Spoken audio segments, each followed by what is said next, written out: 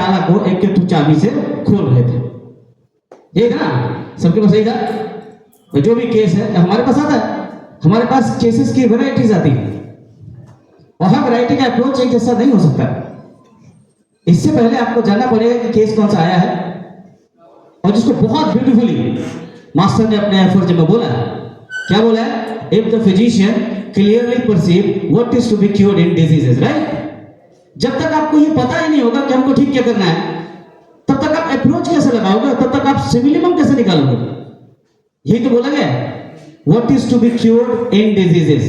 तो पहले तो आपको पता चलना चाहिए कि आप क्या ठीक करने जा रहे हो। पैथोलॉजी सेम है। हड्डी का प्रॉब्लम लेके दो पेशेंट आए हैं, सेम पैथोलॉजी है। ऑस्टोमेलेशिया लेके आया या ऑस्टोमाइलाइटिस लेके आया, बीमारी एक है, पेशेंट दो हैं, अप्रोच क्या है?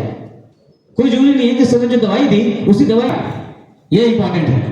कैसे पहुंचे ये बताइए आप लोग। बस एक छोटा सा हनीमैन साहब आपसे पूछते हैं एक सवाल कि अगर क्योर का मतलब सिम्टम हटा देना ही था, then why homeopathy? Why homeopathy? क्या पहले सिम्टम नहीं हटता था? इससे पहले एलोपैथी सिम्टम नहीं हटानी थी? Then why homeopathy? क्यों मेहनत करना पड़ा भाई? हनीमैन साहब को एलोपैथी छोड़ के होम्योपैथी में क्यों आना पड़ा अगर सिम्टम ही हटाना क्योर था? फिर कहा लिखा मास्टर ने the highest ideal of cure is rapid, gentle, permanent. then why लिखा what are the reliability criteria for cure? क्यों लिखा हैरिस ने? अपने हैरिस ने वो 3 नियम क्यों दिए? विथॉल्कस ने 21 नियम क्यों दिए? क्यों कैट ने 12 ऑब्जर्वेशन दिया? बताइए, कोई नीड है उसकी? कोई जरूरत है उसकी? हर केस में दिखेगा अगर आप जाओगे as per organ, as per philosophy. तो देखिए सिंपल ये कहानी है सर, सबके पास अपना अपना केस है और सबके पास अपना अपना चाबी है और रैशनल है। जैसे सर जिस तरह के केसेस को डील कर रहे थे उसके लिए मास्टर ने बोला 186 एफोरिज्म में we have to treat the patient as a conjoint malady। वहां पे जरूरत है, वहां पे मैनेजमेंट की जरूरत है, जस्टिफाइड है, ये जस्टिफाइड है। अभी सर ने जो ठीक किया, अभी इन्होंने केस दिखाया कि भाई इंग्लिश नहीं था, हम स्टोन की दवाई क्यों दे रहे हैं भाई? होम्योपैथी में क्या ठीक करना था? Treat the cause. Why stone, why recurrent stone? क्यों रिकरेंट स्टोन हो रहा है?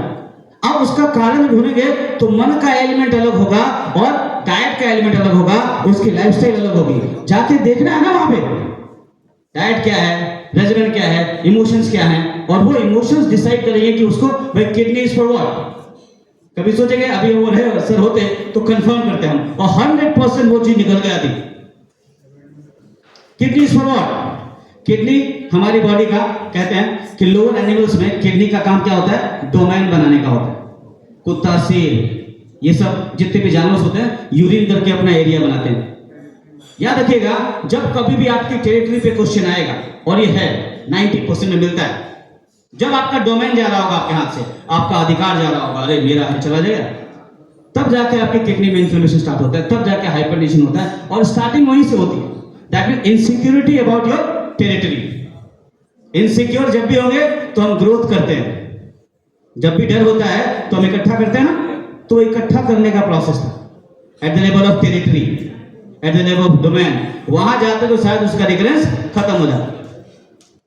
चलिए फर्स्ट केस पे आते हैं। एक छोटा सा केस है, हम भी दिखाते हैं, फिर आप लोगों को भी चाय पीनी है, इसको मिनिमाइज करें। ये इमोजी पे चले जाइए, इमोजी पे